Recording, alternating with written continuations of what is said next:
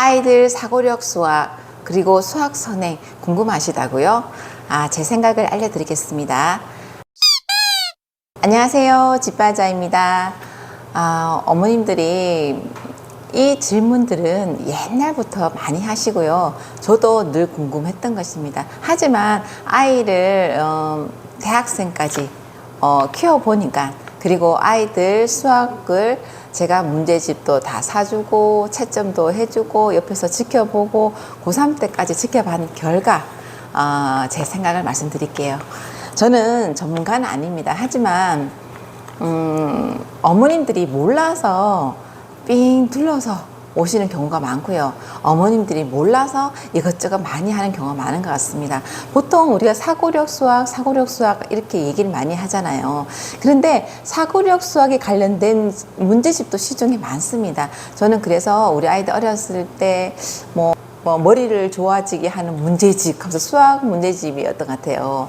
그런 것도 풀려보고, 서점 가면 기타 안에서 나온 거라든지 여러 회사에서 문제집 종류가 너무 많습니다. 특히 저학년 아이들에게는 많거든요. 그래서 생각을 키우는 문제집 그런 것도 풀려보고 이것도 풀려보고 했는데요.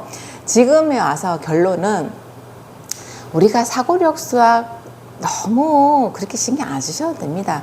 우리가 살아가면서도요, 생활에서도 수학적인 개념은 많이 익혀지고요. 우리가 그림을 배우면서도 약간 입체적인 그림을 배우면서도 수학적인 공간 능력을 또 배우게 되고요. 그런 것 같습니다. 그렇기 때문에 굳이 사고력 수학에 관련된 학원이라든지 그런 걸 돈을 막 들여서 가르칠 필요 없다고 생각합니다. 물론 학교 방과후에서 사고력 수학에 관련된 방과후 수업이 있다면 한 번 정도는 들어봐도 괜찮습니다. 그럴 때 그거 했다고 해서 막 수학 실력이 어떻게 달라지고 그런 건 아닌 것 같고요.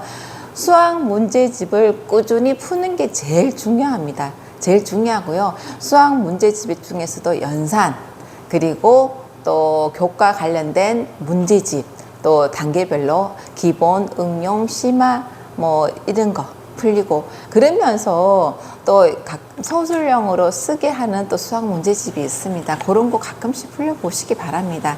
굳이 사고력 수학에 대해서 학원을 보내고 시간을 따로 투자하고 그럴 필요는 없습니다. 제 생각은 그렇습니다.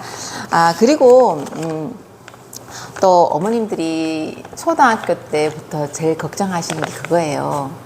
근데 어떻게 보면요, 고등학교 올라가서는 그 걱정을 덜 하는데 초등학교, 중학교, 고등학교 한 1학년 정도만 엄청 걱정하시는 것 같아요. 선행에 대해서인데요. 초등학교 때 어머님들이 제일 좀 걱정하시는 것 같아요. 왜냐하면 고3, 고2, 고1은 한참 남았는데 초등학교 때부터 지금부터 이 선행을 쭉 나가야 잘한다더라. 근데 중학교 한 3학년 때 정도 되었으면 선행을 나가고 싶다고 해서 아무나 선행을 나가는 게 아니라는 걸 어머니들이 이제 그때쯤은 알게 되시거든요.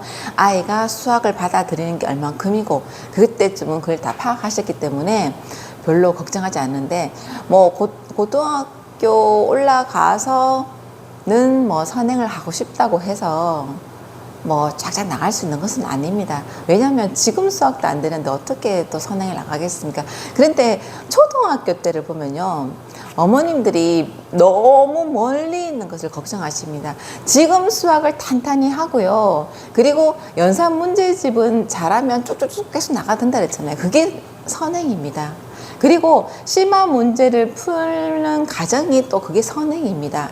그렇게 생각하시고 다져주는 게 중요하다고 생각합니다. 제가 우리 아이를 숫자 세기부터 공부를 제가 다 코치를 했는데요.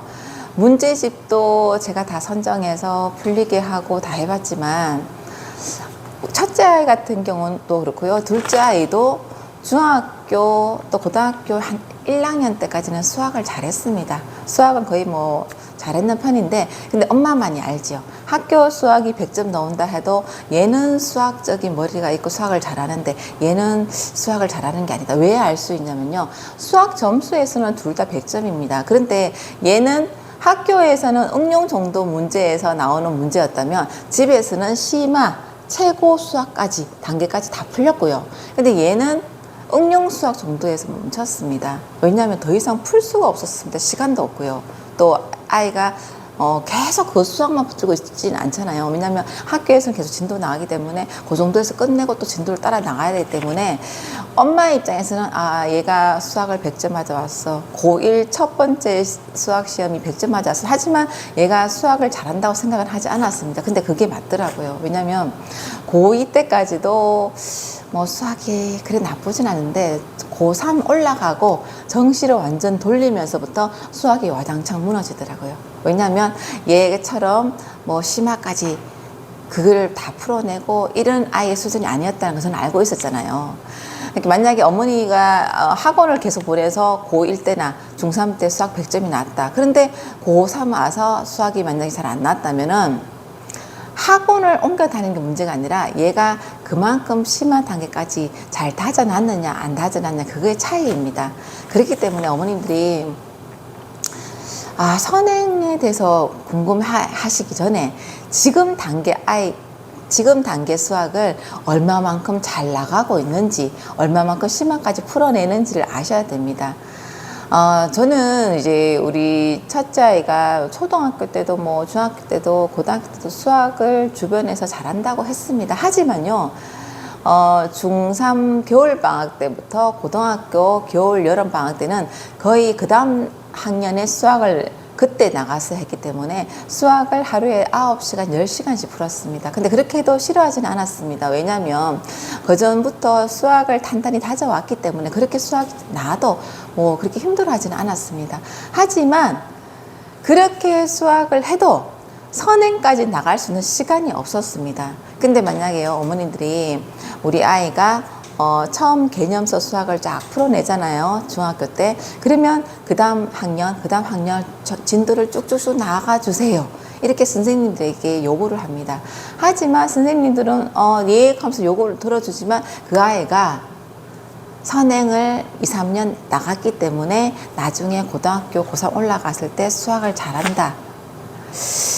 그 중에서는 정말 아이가 수학적으로 머리가 아주 뛰어나고 잘하는 애들은 간혹 있을 수 있습니다. 하지만 대부분의 아이들은 다 무너집니다.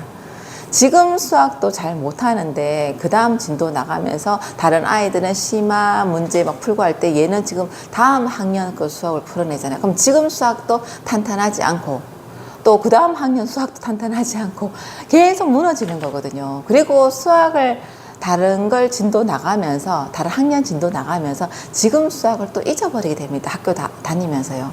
우리가 방학 때 그 다음 학년 수학을 한 2권, 3권을 풀었다고 쳐요.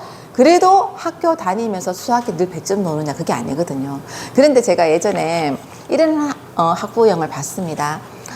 우리 아이는 뭐 수학 초등학생인데 수원, 수투 나갔어. 그런데요. 그 학년, 걔가 초등학교 6학년인지 중학교인지 잘 모르겠는데 그 학년 시험에서는요 점수가 잘 나오지 않았습니다. 근데 그 엄마는 지금 수학은 이렇지만 그래도 이만큼 나왔기 때문에 고등학교 가서 잘할 거야. 지금 수학이 안 되는데 고등학교 가서 수학을 잘할 수 있을까요? 그건 아니라고 생각합니다. 수학을 100점 맞았다고 거기에서 안주해도 안 됩니다. 왜냐면 저는 집에서 아이들 다 해봤기 때문에 100점이 나와도 얘는 수학을 잘하는 아이가 아니야. 학교에서 영어를 잘한다 해도 내가 또 얘는 이만큼 나가봤고 얘는 또 이만큼밖에 못 나왔고 차이를 알잖아요. 그래도 너는 영어가 좀 부족해. 엄마 머릿속에서 다 알고 있습니다. 근데 대부분이 어머니들이 학원만 돌리시다가 100점 맞았네. 학교에서 잘한다 그러네. 그럼 잘하는 줄 알고 나중에 고등학교 학년 올라갈수록 와장창 무너지는 경우를 많이 보실 겁니다. 저는 선행을 나가고 싶어도요, 정말 빡시게 공부를 이렇게 체계적으로 시켰지만 그렇게 선행 나갈 수가 없었습니다.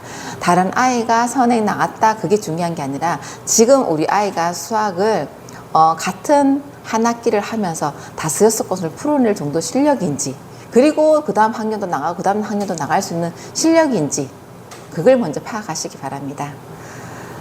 어머님 오늘도 하루 또 수고하시기 바랍니다. 화이팅!